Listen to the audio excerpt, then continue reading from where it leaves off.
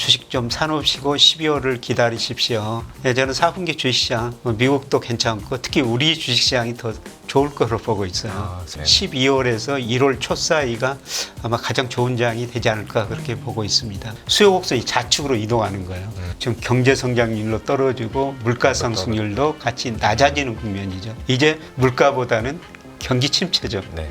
왜 지금 이렇게 외국인들은 팔고 있는 걸까요, 교수님? 예, 저는 그 두 가지로 보고 있어요. 사실 네. 1월에서 7월까지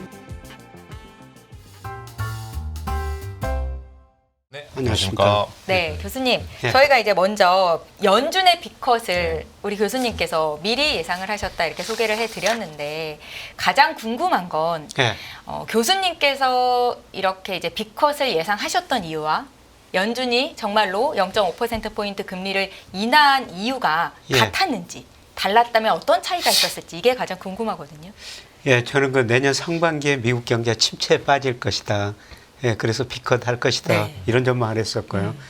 예, 그리고 이제 가장 제가 중요하게 보는 거는 저 나름대로 소위가 이론적으로 테일러 준칙이라는 게 있거든요. 네. 예, 미국의 그 적정 금리를 한번 추정해 봤어요. 예, 그런데 3분기 4.1%가 나옵니다. 그래서 현재 뭐 내리기 전 5.5%는 지나치게 높다. 예, 그래서 비컷이 가능하고 또 하반기 뭐 남은 두 번 FOMC도 또 계속 내릴 것이다. 그리고 내년에도 계속 내릴 것이다. 내년에는 거의 적정 금리가 2.5% 정도 나오거든요. 네. 예, 그래서 금리를 많이 내릴 것이다. 예, 그런데 연준 그 의장이 기자간담회를 했지 않습니까? 그래서 왜 0.5%포인트 내렸느냐? 혹시 경기 침체를 예상한 것 아니냐? 이런 그 기자 질문에 그 가능성은 매우 낮다. 이렇게 이야기를 했는데요. 뭐 저는 아직까지도 내년 상반기에 미국 경제가 침체에 빠질 가능성이 높다. 이렇게 보고 있습니다. 그러면은 그 지금 시장에서는 연준이 그 올해 한 많으면은 75bp 추가로 더 인하할 예. 것 같고 연준은 점도표상 이제 50bp 더 추가로 인하할 것 같은데 예. 침체가 내년도 상반기에 기정사실화 된다면은 저희가 예상하고 있는 금리 인하 폭은 생각보다 더 깊어질 수 있는 건가요? 예, 그렇습니다. 예, 저는 뭐 11월 뭐 혹은 12월 FOMC에서 두 번에 한 번은 또 비컷 하리라 보고 있어요. 네. 아, 또 올해 또 한 번의 예, 비컷이 있다. 그래서 0.75%포인트 뭐 11월, 12월 두 번에 걸쳐서 네. 합쳐가지고 0.75%포인트 내릴 것이다. 예, 그렇게 보고 있습니다. 그리고 이것도 개인적으로 궁금했는데 그 일주일 정도 지난 일이긴 하지만 FOMC 끝난 당일날에는 미국 증시가 파월 의장 기자회견 소화하면서 요동을 치면서 그냥 하락세로 예. 마감했잖아요. 네. 예. 그 다음부터는 지금 오늘까지 계속 야금야금이지만 계속 올라가고 있는데 예. 이거는 어떻게 봐야 돼? 왜 하루 만에 반응들이 이렇게 달라진 걸까요? 이게? 그러니까 0.5%포인트 내린다고 그러니까 그때는 네. 뭐 경기 둔화, 네. 재성장 경기 침체를 시장이 좀 우려했던 것 같아요. 아, 예, 그런데 그 이후로 미국의 저 주간 실업수당 청구 네, 건수가 맞습니다. 예상보다 네. 좀 낮게 나와버렸어요. 예, 이런 건 나오다 보니까 아, 미국 경제가 그래도 괜찮구나. 그러니까 우리가 단순하게 생각하면은 이게 주가를 결정하는 게 금리하고 기업 수익이지 않습니까? 네네네. 근데 뭐 내년 상반기에는 저는 기업 수익 하락폭이 금리 하락폭보다 더 크리라고 보는데요. 그래도 올 4분기까지는 금리 하락폭이 기업 수익 하락폭보다 더 크리라고 보고 있습니다. 아, 예, 그래서 이제 금리하고 경기하고 누가 더 주시장에 영향을 줄 것인가 계속 시장이 가늠질을 할 텐데요. 네네. 아마 4분기까지는 금리 영향을 더 시장이 크게 받을 것 같습니다. 그러면은 말씀하신 대로라면은 대략적으로 봤을 때 그래도 올해 4분기 연말까지는 주식시장은 해볼만 하다라고 보면 되는 걸까요? 예, 저는 해볼만 하다고 보고 있고요. 네. 뭐 제가 여기 나와서도 그렇고 제 유튜브에서 계속 말씀드립니다만 10월 초까지 주식 좀 사놓으시고 12월을 기다리십시오. 이런 말씀을 드리고 있습니다. 예, 저는 4분기 주식시장 미국도 괜찮고 특히 우리 주식시장이 더 좋을 거로 보고 있어요. 아, 4분기 초면은 지금 당장 이제 다음 달 예, 맞죠? 다음 달인데요. 아, 예, 특히 뭐 10월보다는 12월이 네네. 12월에서 1월 초 사이가 아마 가장 좋은 장이 되지 않을까 그렇게 보고 있습니다. B컷을 우려하는 목소리도 좀 있는데요. 예. 교수님 의견대로라면 올해 말까지 미 연준이 0.75%포인트를 추가로 인하할 것이다. 그러면 지금 중동발 불안이나 유가가 조금 불안정한 움직임을 보여서 인플레이션이 다시 좀 부각되는 경우가 생기는 걸 우려하는 시각도 있더라고요. 예. 여기에 대해서 어떤 의견 갖고 계세요? 내년 전 상반기까지는 저는 인플레이션은 계속 낮아질 것이다 그렇게 보는데 하반기는 좀 올라갈 가능성이 있어요. 네. 예, 제가 미국 그 물가를 전망할 때 우선 그 GDP 갭이라는 걸 보는데요. 이 GDP 갭이라는 거는 실제 GDP하고 잠재 GDP의 퍼센트 차이입니다. 그래서 이게 그 플러스일 때는 실제 GDP가 잠재 GDP보다 위에 있는 경우, 미국 경제가 능력 이상으로 성장하는 경우입니다. 네. 예, 그러면 수요가 공급을 초과하니까 물가가 오르죠. 예, 그런데 뭐 내년 1, 2분기에는 미국 경제가 마이너스 성장하면서 이게 GDP 갭이 마이너스로 줄어듭니다. 예, 그래서 뭐 내년 1, 2분기까지는 물가가 안정될 수가 있다고 보고 있고요. 예, 그다음에 소위 그 피셔 방정식에서 적정 통화 증가율은 그냥 유통 속도가 장기적으로 하락이 좀 일정하다고 보면은 명목 GDP 성장률하고 똑같은 거예요. 장기적으로 보면 이 영선이 이거 빨간 점선이 적정 통화 증가율이거든요. 근데 미국이 때로는 연준이 많이 공급했고 때로는 적게 공급했지만은 장기 평균은 여기에 맞습니다. 예, 그런데 2020년 코로나로 경기가 심각한 침체에 빠지니까 이때는 적정 통화 증가율보다 거의 28%포인트 더 공급해 버렸습니다. 미국 역사상 단기에 이렇게 돈을 많이 풀어버린 경우는 처음이었습니다. 이렇게 그 돈을 많이 풀었더니 그때 금리도 10년 국채 수익률이 0.5%까지 떨어지고 뭐 소비 투자 늘어나면서 경기가 회복됐죠. 근데 이렇게 돈을 푸니까 7분기 정도 시차를 두고 물가가 오른 거예요. 그러니까 물가가 오르니까 또 가감히 긴축을 하죠. 예, 그래서 작년 뭐 상반기 같은 데 보면요. 적정 통화 증가율보다 10% 정도 또 덜 공급해 버립니다. 근데 이게 시차 효과를 고려하면은 내년 2분기까지는 물가 상승이 낮아져요. 이게 7분기 정도 시차가 있으니까. 예, 그러나 최근에 이제 적정 통화 증가율이 마이너스 폭이 축소되고 있습니다. 아마 내년 하반기에는 이거 보면은 물가가 좀 하락하다가 좀 오를 수가 있어요. 네. 예. 그리고 말씀하신 거 유가인데요. 최근에 그 국제 유가가 많이 안정되고 있죠. WTI가 배럴당 70달러 안팎에서 네네. 움직이고 있지 않습니까? 예, 그런데 WTI 전년 동월 대비 상승률하고 미국 소비자 물가하고 상관계수를 구해보면요. 유가가 한 2개월 정도 상행합니다. 상관계수 0.64 나오고요. 예, 그런데 최근에 유가가 오히려 전년 동월 대비 마이너스로 떨어졌습니다. 2개월 시차 효과를 고려하면 앞으로 물가 상승도 더 떨어질 거라는 거죠. 물론 최근에 이제 중동 사태가 뭐 점점 좀 불안해집니다만 중동 사태 불안해지고 유가가 오른다면은 미 물가가 오를 수가 있죠. 예, 그런데 이제 유가는 공급 측면, 수요 측면을 따져봐야 되는데요. 저는 내년 상반기가 미국 경제 침체다. 이렇게 보면은 원유 수요가 그렇게 늘어날 것 같지는 않습니다. 유가는 뭐 조금 여기서 오르긴 오를 텐데 큰 폭 상승은 아니다. 그래서 유가가 지금 당장 물가 상승 요인으로는 작용하지 않을 것이다. 그렇게 보고 있습니다. 그 미국 경기가 침체에 빠진다라는 말씀은 그 기술적으로 두 개 분기 연속 마이너스 성장률을 기록해서 침체에 빠진다라는 말씀이시죠? 예. 물론 그 연준의 견해하고 제가 다른데요. 예, 제가 그 미국 경제를 여러 가지 모델로 다 주요 경제 변수를 예측합니다. 네. 이거는 제 거시경제 모델에서 나오는 미국 경제 성장률이에요. 미국 경제가 2분기 연율로 3.0% 성장했죠. 네. 예, 그런데 3분기는 2.0으로 지금 그 GDP 나오는 뭐 2.9%까지 네, 올라가 맞죠. 있더라고요. 네, 그것보다는 좀 낮습니다. 뭐 4분기는 0.3. 예, 그 다음에 내년 1, 2분기에는 크지는 않지만 마이너스 성장으로 나옵니다. 예, 그래서 이것 때문에 저는 미국 경제가 침체에 빠질 것이다. 예, 그러면 미국 경제가 왜 이렇게 마이너스 성장하느냐. 미국 GDP의 69%가 소비지 않습니까? 네. 예, 제가 소비 장기 추세를 구하고 소비가 0 이외에 있으면 추세 이상에 있다는 거고 0 밑에이면 추세 밑으로 떨어졌다는 건데 소비가 지금 급격하게 나빠지고 있어요. 추세 밑으로 떨어져 버렸습니다.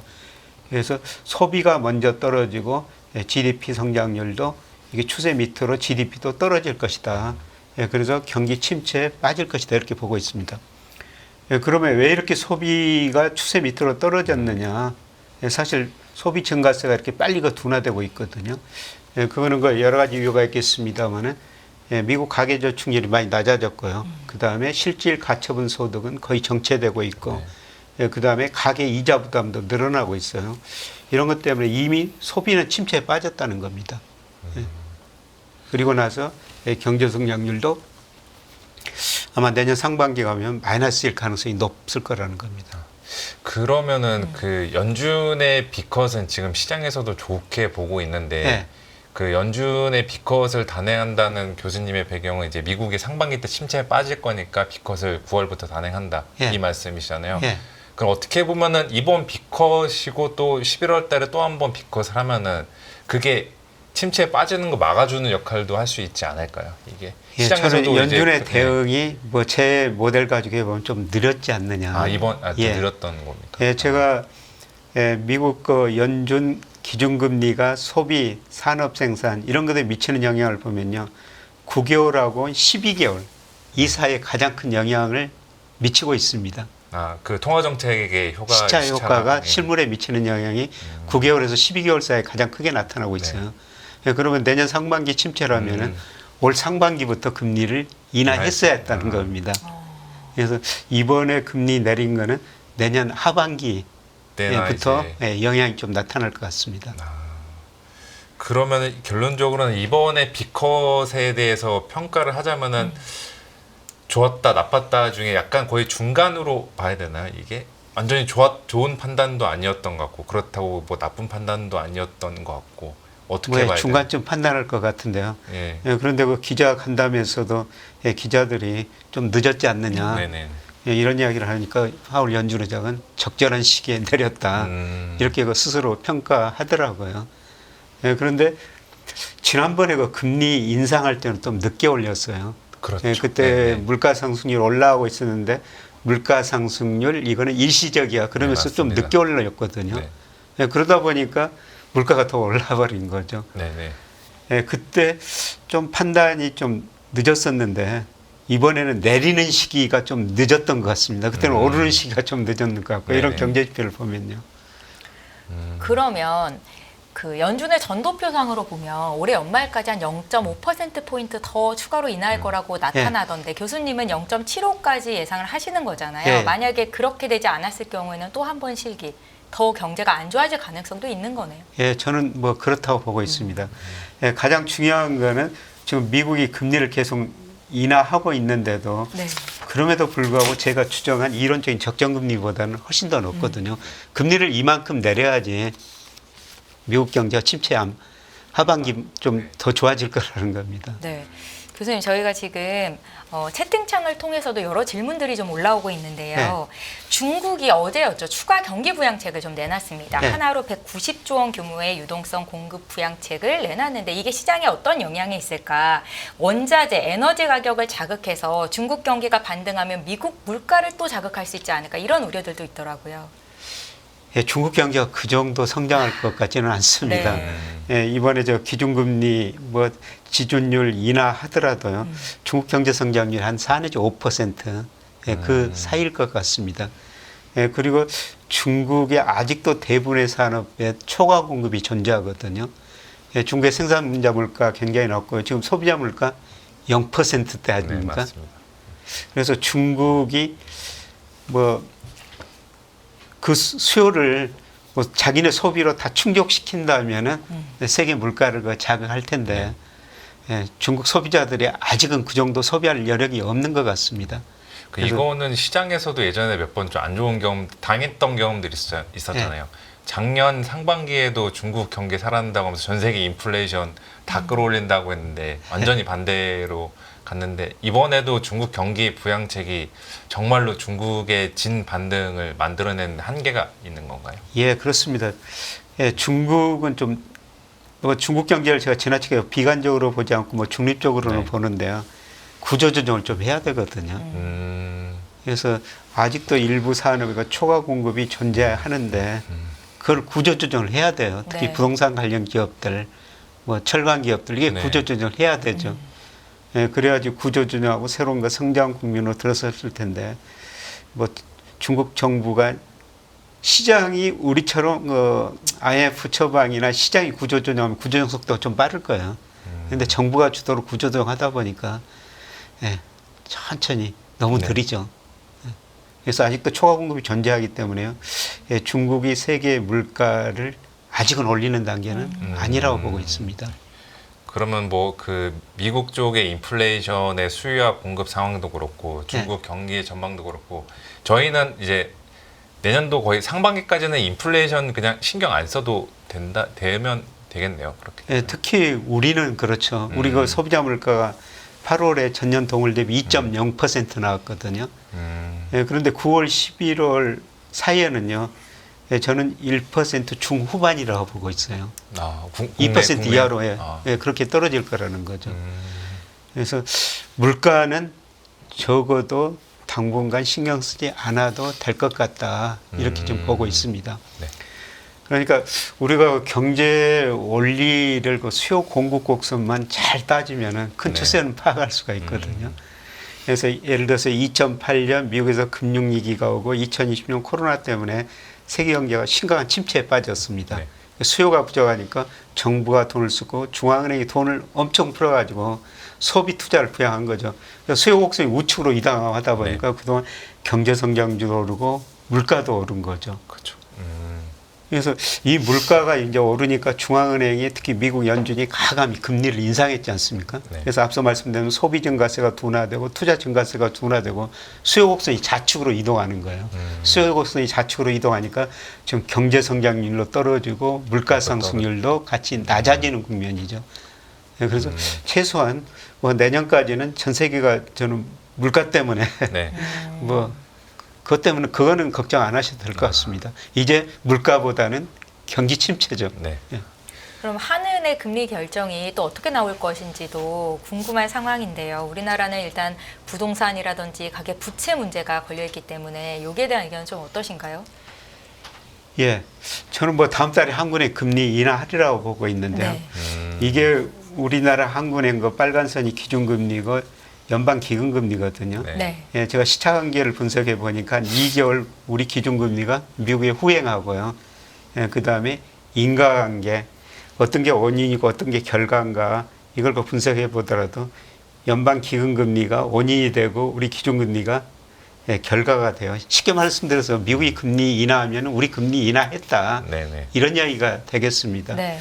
예, 그런데 뭐 한국은행 통화정책 목표가 물가 안정하고 금융 안정이죠. 그렇죠. 근데 앞서 말씀드린 물가는 이미 목표 수준에 접근했어요.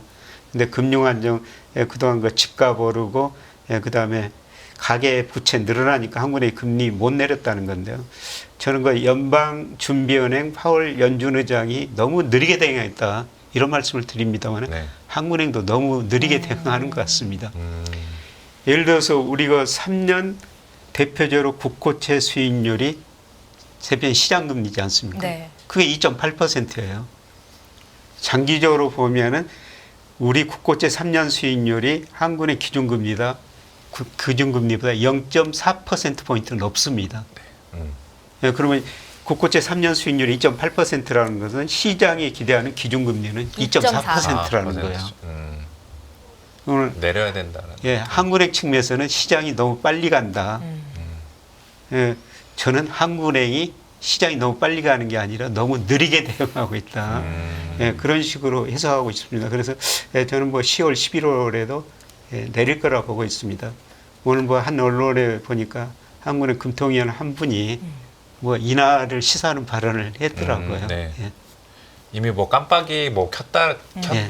깜빡이는 켰다라는 표현들을 뭐 사용했으니까 인하 여부는 이제 거의 넘어간 것 같고 시점의 문제인데 교수님께서는 10월 달에 예, 10월에도 내리고 저는 11월에도 내리라고 보고 연속 있습니다. 인하를 예. 뭐 알겠습니다. 잘 아시다시피 미국 소비 증가세가 둔화되고 있지만 우리는 소비 정말 어렵거든요. 네네. 내수. 예. 이런 걸 고려하면 이미 우리도 금리 인하했어야죠. 네, 저희 그럼 이제 증시에 대한 영향까지 함께 좀 의견을 듣고 싶은데 그 이전에 일단 원달러 환율의 흐름을 보면 앞으로의 또 다른 증시 방향까지 내다볼 수 있다고 교수님께서 항상 말씀을 하셨던 것 같아서 달러 인덱스 흐름까지 좀 함께 좀 짚어주시죠. 예, 저는 뭐 달러 인덱스가 계속 하락할 거라고 보고 있습니다. 네. 네. 예, 사실 2022년 10월에 110이었었어요. 112. 네. 네. 110이 그러다가 올해 또 100까지 떨어졌다 106까지 올랐다가 지금 100 안팎이거든요. 예, 미국이 연방 기금 금리를 내리면요. 달러 지수 하락했습니다. 달러 네. 인덱스. 네. 내년에 뭐 연준과 전도표가 3.4% 나왔는데 저는 한 2.5%까지 내릴 거로 보고 있습니다. 내년에 2.5%. 예, 예. 와, 예. 그러면 거의 매번 회의 때마다 금리 계속 그렇죠. 내린다라는 말씀이시네요. 네. 예, 그렇게 되면은 달러 인덱스 하락할 수밖에 없죠. 네. 예, 그런데 제가 이에서 우리 환율을 결정하는 여러 가지 요소들을 통계로 분산분할을 했어요. 네. 이 수치들이 합치면 100입니다. 네. 그래서 예를 들어서 1개월 후에 우리 원달러 환율을 설명하는 게 49%가 미달러 지수라는 거죠. 뭐 그럴 수밖에 없죠. 우리 환율 미달러로 결정되니까요. 네. 예, 그래서 달러 인덱스가 떨어지면은 우리 환율도 떨어진다는 떨어집니다. 겁니다. 우리 원화 가치 오른다는 거죠. 예, 그래서 뭐 저는 뭐 올해 머지않아 환율이 지금 1330원 안팎에서 움직이고 있습니다만은 예, 1300원 밑으로 뭐 당장 다음 달이라도 떨어질 수 있다고 보고 있어요. 예.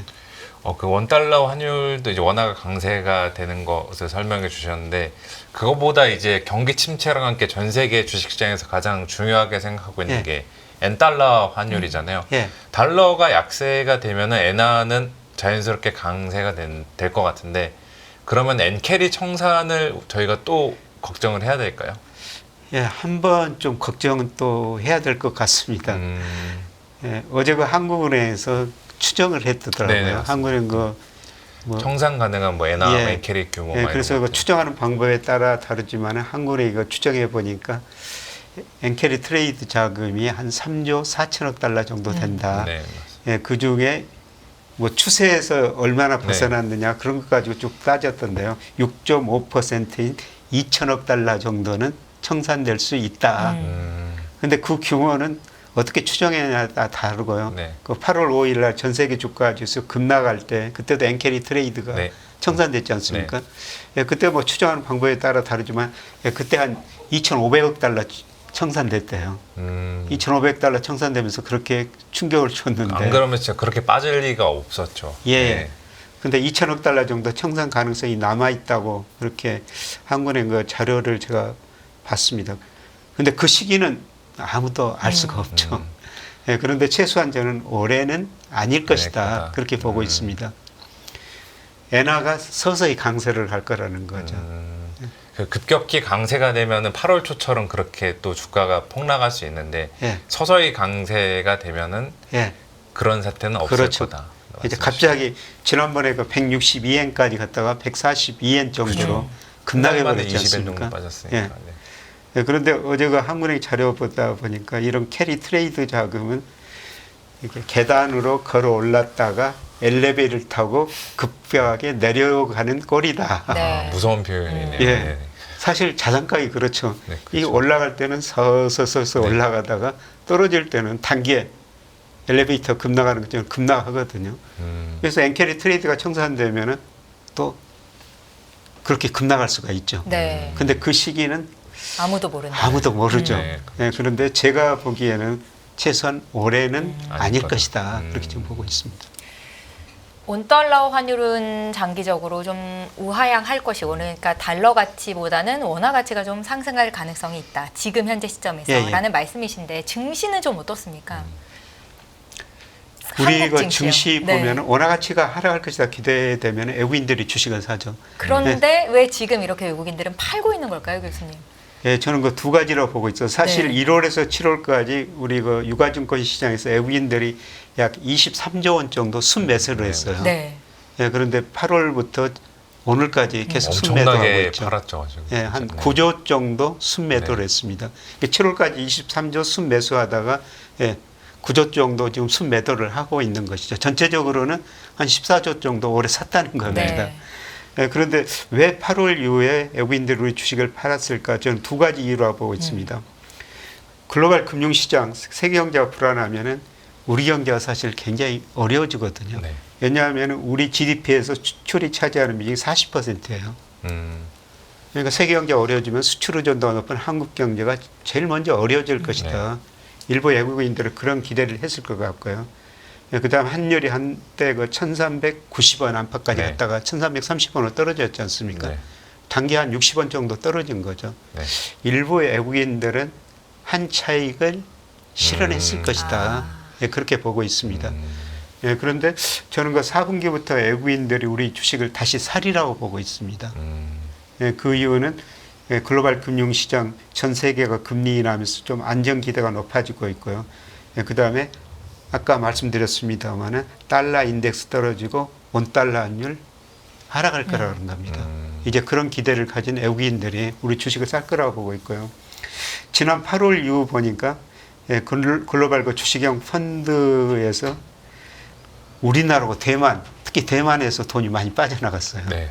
두 나라도 공통적으로 수출 의존도가 특히 IT 수출 의존도가 높은 나라죠. 네. 반도체 예. 말씀하시는 거죠. 그런데 대만 쪽으로 보니까 지난달부터 이제 주식형 글로벌 펀드에서 순이입되고 있고요. 우리나라도 규모가 많이 축소되고 있더라고요. 예, 그래서 이런 거 데이터 보면서 저는 4분기부터 외국인들이 다시 그 주식 사리라고 보고 있습니다. 당장 다음 달은 얼마 남지 않았는데요, 교수님. 네. 기대를 좀 해봐도 되겠군요. 예, 저는 기대해봐도 기대해 보셔도 좋을 것 같습니다. 네. 그러면은 이제 그 살 때 다시 이제 외국인들은 반도체를 사러 들어올까요? 반도체 지금 외국인들 코스피에서 순매도한 거 보니까 9월 지금 한 달 동안 반도체에서는 거의 8조 원 정도 그렇게 엄청나게 팔았는데 이 팔았던 반도체 다시 이제 사러 올 수 있는 건가요? 예, 저는 반도체 다시 사리라고 보고 있습니다. 물론 그 반도체 경기에 있어서는 최근에 그 모건 스탠리가 좀 비관적인 네, 견해내고 맞습니다. 그 네. 영향이 아주 컸던 것 같습니다. 네. 근데 제가 보기에는 예, 조금 과도한 전망이 아닌가. 실제로 모건 스탠리 그 보고서 나오고 나서 다른 외국계 증권사들이나 뭐 기관에서는 너무 과도하다. 약간 반박 그 보고서들도 많이 냈는데 예. 결국에는 이제 저희가 올해 연말에서 뚜껑 열어봤을 때 모건 스탠리의 윈터 이즈 커밍 이거는 예. 이제 진짜 겨울이 아니었다라고 보면 될까요? 저희? 예, 저는 뭐 진짜 겨울은 아직은 너무 빠르다고 보고 있습니다. 우선 어제까지 그 9월 20일 그 수출입 통계가 20일 것까지 발표가 됐는데요. 네. 예, 그런데 반도체 비중이 오히려 9월 달에도 계속 오르고 있어요. 예, 이전에 그 19% 정도 됐는데 8월까지 9월 1일에서 20일까지 보니까 21.7%로 반도체 아직도 잘 되거든요. 물론 그 현재 통계죠. 네. 예, 그런데 이게 저는 올해는 꺾이지는 않으리라 보고 있습니다. 예, 물론 이제 증가율은 좀 둔화되겠죠. 예, 그리고 제가 늘 그 일평균 수출하고 코스피하고 평가해가지고 네. 주가가 가대평가됐습니다. 가소평가됐습니다. 이런 말씀을 드리는데요. 우선 그 9월 20일까지 보니까 일평균 수출 금액이 27억 4천만 달러가 나왔어요. 올해 들어서 일평균 수출 금액 월별로 보면 최고치 기록했습니다. 예, 그런데 주가는 떨어졌죠. 왜 못 가는 걸까요? 저거 보면 외국인들이 팔아가지고요. 예. 예, 그러다 보니까 이제 한 8% 정도 가소평가됐습니다. 예, 그런데 이게 7월에는 거의 15% 가대평가됐었어요. 그리고 8월에도 한 5% 가대평가됐습니다. 그래서 이걸 보고 제가 7월 이후로는 예, 좀 주가가 한두 달 정도 조정을 보일 수 있습니다. 그런 말씀을 드렸는데요. 이게 이제 8% 정도 가소평가되어 버렸다는 겁니다. 네. 싸졌다라는 말씀이시죠? 예, 예. 네. 그래서 이게 더 밑으로 떨어질 수가 있는데 예, 저는 뭐 10월부터 다시 올라가리라고 보고 있습니다. 예, 그래서 이게 이제 삼성전자 주가하고 관련시켜서 제가 말씀을 드리는데요. 네. 삼성전자 주가하고 우리 코스피 상관계수가 0.87 정도 나오거든요. 굉장히 높은 거죠. 사실상 높죠. 삼성전자가 그냥 국내 시장으로 보면 되는 거네요. 진짜. 그렇죠. 네. 예, 그런데 제가 코스피가 저평가됐다. 4분기 코스피 오른다. 그러면 삼성전자 주가가 올라야죠. 올라야 되죠. 네. 그래서 저는 뭐 삼성전자 주가가 지금 뭐 살만한 시기다. 예, 저는 그렇게 좀 보고 있습니다. 지속적으로 우리 네. 교수님께서는 이렇게 말씀을 하십니다. 한국 증시 저평가를 해소하기 위해서 기업 밸류업 프로그램 또 구체적으로 밸류업 네. 지수까지가 발표가 된 상황인데 교수님 지금 어떻게 보고 계세요?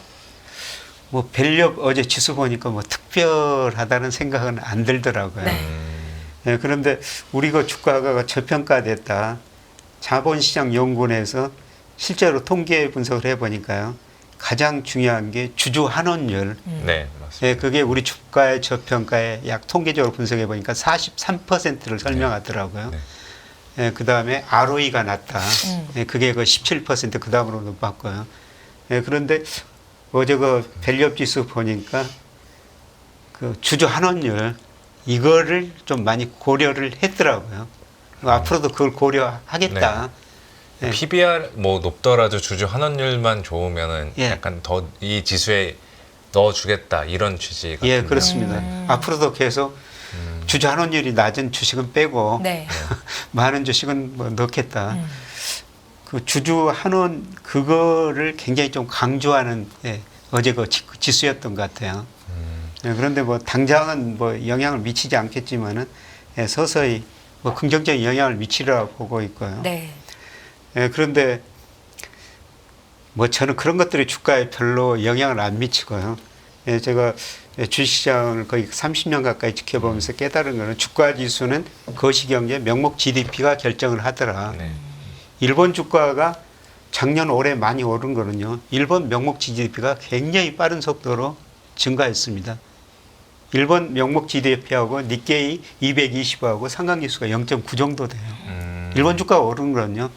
뭐 밸류업 여러 가지 네. 그런 미시적인 정책도 있었습니다만 결국 일본 경제가 디플레 탈피하면서 명목 GDP가 증가하기 때문에 일본 주가가 올랐다는 겁니다. 그래서 경제가 더 중요하다는 거죠.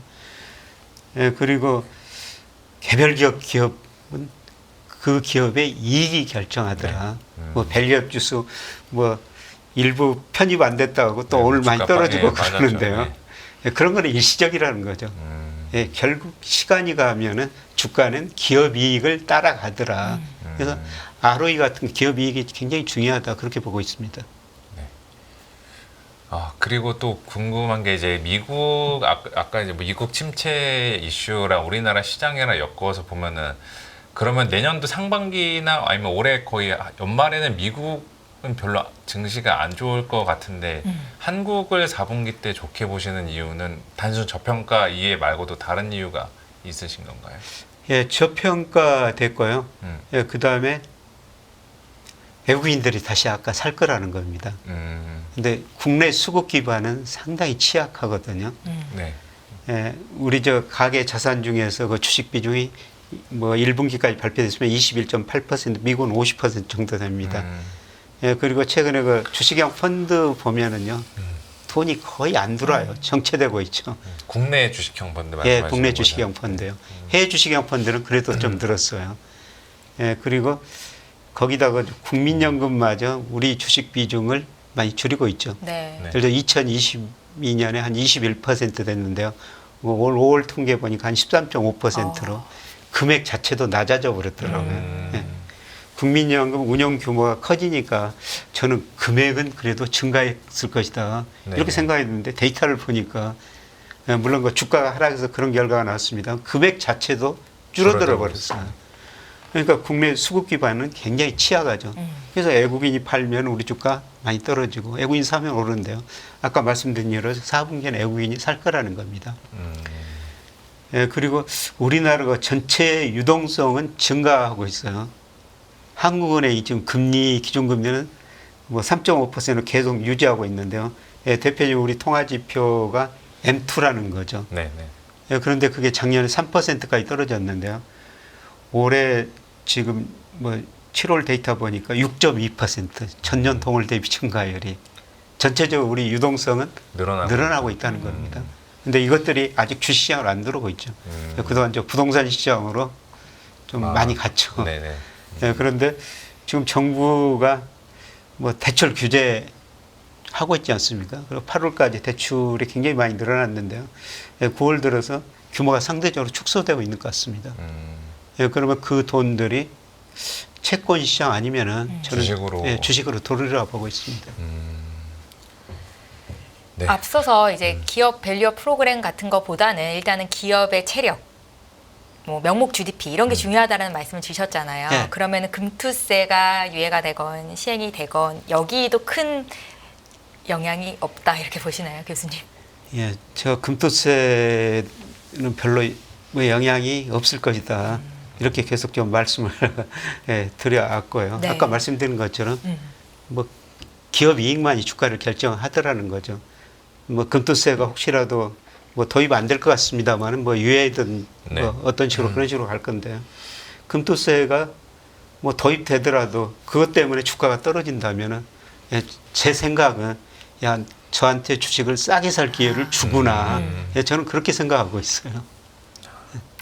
알겠습니다. 네. 교수님의 의견을 들으니까 이제 어떻게 투자 방향을 잡아야 되는지 좀 그림을 잡을 수 있을 것 같은데요. 마지막으로 투자자분들을 위해서 이제 거의 뭐 한 달 만에 한 번씩 나와주시지만 지금 장을 어떻게 버티면 좋다라는 조언 말씀 간단하게 좀 들어볼게요. 예, 계속 말씀드려오고 있습니다만은 네. 9월 뭐 10월 초까지 주식 비중 많이 늘려놓으시는 게 좋을 것 같습니다. 뭐 제가 정확한 시점은 모릅니다만은 네. 예, 그래도 4분기 특히 12월에는 굉장히 좋을 거라는 겁니다. 네. 예, 지금 사셨다가 12월에 파셔도 예, 저는 뭐 지수만 사셔도 10% 정도는 수익을 내리라고 보고 있습니다. 아. 그래서 뭐 10월 아직 곧 돌아옵니다만은 예, 9월 얼마 안 남았는데요. 뭐 남은 10월 초까지 좀 주식 비중 늘려주시는 게 좋을 것 같습니다. 예, 네, 잘 알겠습니다. 감사합니다. 네, 오늘 교수님 의견 여기까지 듣겠고요. 지금까지 김영익 서강대학교 경제대학원 교수님과 함께했습니다. 말씀 잘 들었습니다. 네, 고맙습니다. 감사합니다.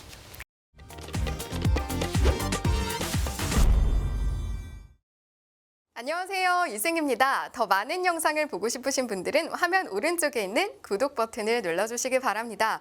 그리고 영상을 보시면서 좋아요는 필수인 거 아시죠? 항상 인포맥스 라이브를 사랑해 주셔서 감사합니다.